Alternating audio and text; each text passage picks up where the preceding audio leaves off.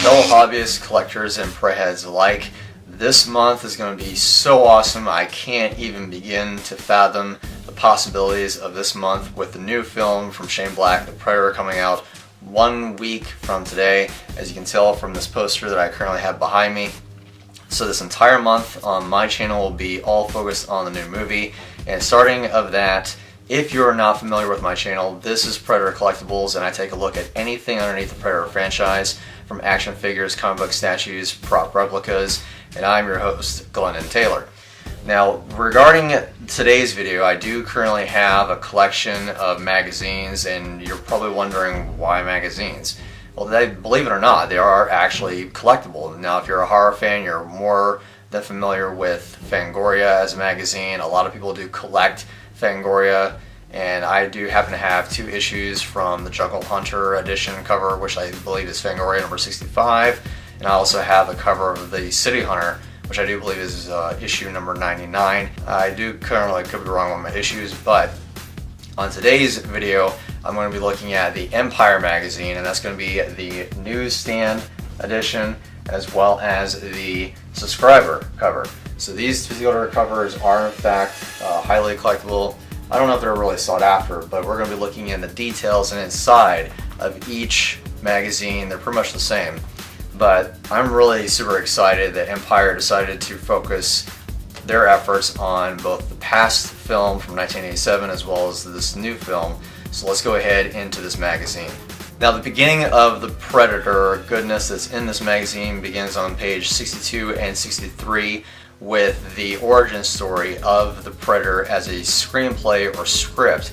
And this is where it's being interviewed by Jim Thomas, where he explains how him and his brother John Thomas, both screenwriters, were actually writing the script as lifeguards in Miradel Beach in Los Angeles.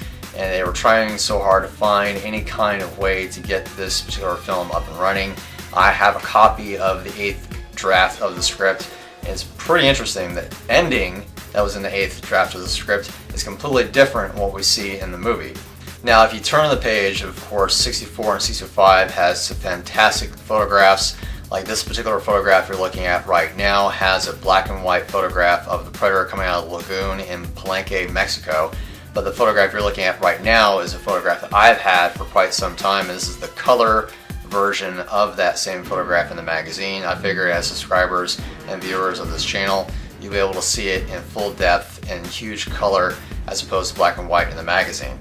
The next photograph that I have is also in the magazine, and that's going to be where you have Carl Weathers and Dutch, or Arnold playing Dutch and Dylan, looking over the body of Jesse the Body Ventura, and the next photograph underneath that has Jesse Ventura getting prepped for that same scene.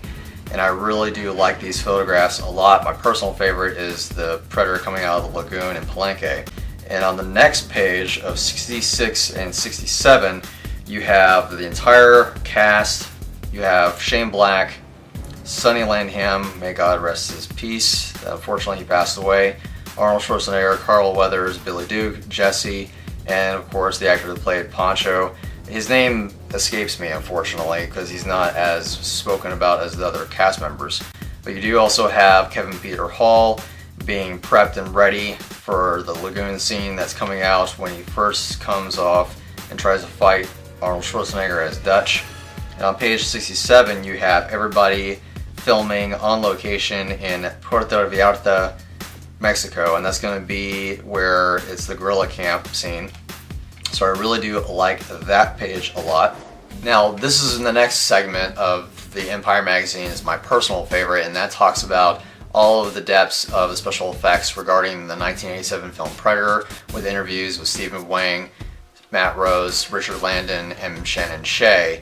Also with the last collaboration with Matt Winston, who is obviously the son of Stan Winston, and he runs Stan Winston School of Character Arts. And as you notice on page 68, the very first thing you'll notice is Jean-Claude Van Damme in the original suit that, thank goodness to me, it was scrapped and I didn't like it at all. But it also goes into full detail on page 69, where you have a photograph of Jean-Claude Van Damme sitting beside Carl Weathers in that one scene where Carl Weathers gets his arm blasted off.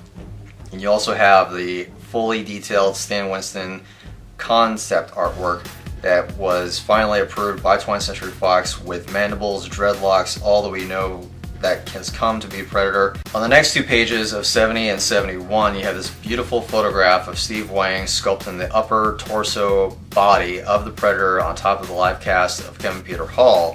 And below that, you have all of the armor sculpted again by Steve on top of the body. So the way he did it is you would sculpt the body first, and then all the armor on top of the anatomy of the Predator. And below that, you have, of course, Alec Gillis and Shannon Shea pulling off that said live cast mold off of Kevin Peter Hall himself. Now on 71, you have Kevin Peter Hall wearing the mask with no dreads. And that's kind of similar to what you have right here behind me. Is you have the head, no dreadlocks. I still plan on trying to get dreadlocks for this particular mask piece. I just haven't got around to it yet. But this is pretty much what you see in this photograph, only the mandibles are open wide and very good with crisp paint, and I absolutely love this photograph. The next photograph adjacent to that is you have the double-bladed gauntlet spread apart using 4 springs. This is probably one of my favorite scenes where the Predator does catch up with Arnold and pegs him against the log, and finally you see a close-up shot of the Predator. Absolutely amazing scene. The next photograph is a photo of a foot being sculpted out of clay, and this is where you have again bits and pieces sculpted separately, where you have the feet are sculpted separately, the hands are sculpted and painted separately as well, the head. The only thing that was sculpted at one time all in one piece was the torso and the legs and the armor.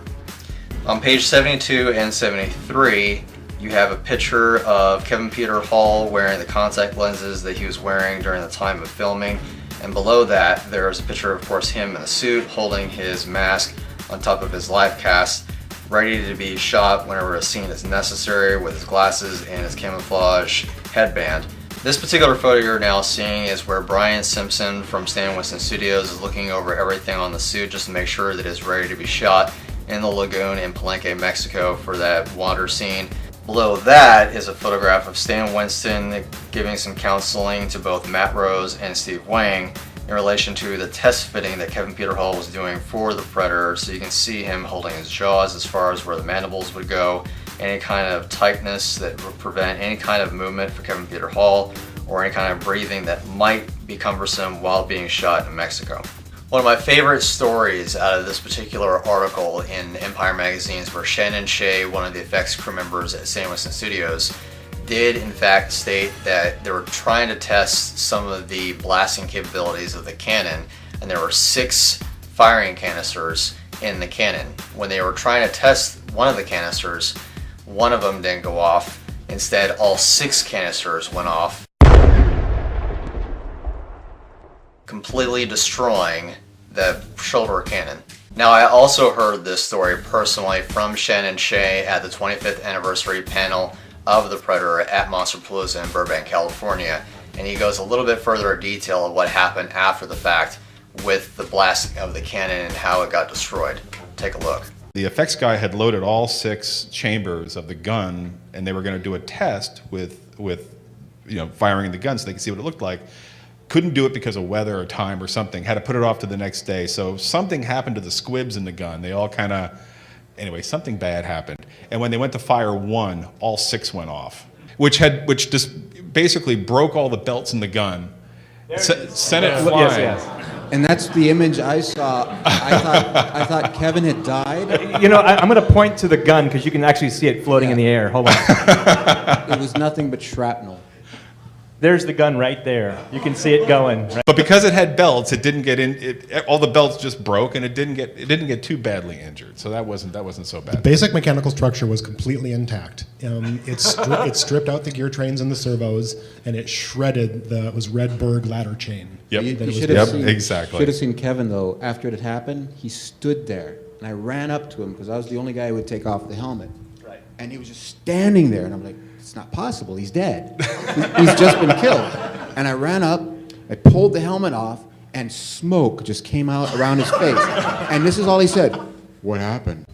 Finally, we get to the segment of the new movie, The Predator by Shane Black, on pages 74 and 75. And this is where it's a beautiful color spread of the Predator escaping the underground base, and this is why we call him now the Fugitive Predator. And the next photograph that I absolutely love and adore is where the Predator is currently on the ship, and this is just absolutely beautiful. At first I didn't like the armor, but the more I keep seeing the armor, the more the armor is growing on me, as well as the bio helmet.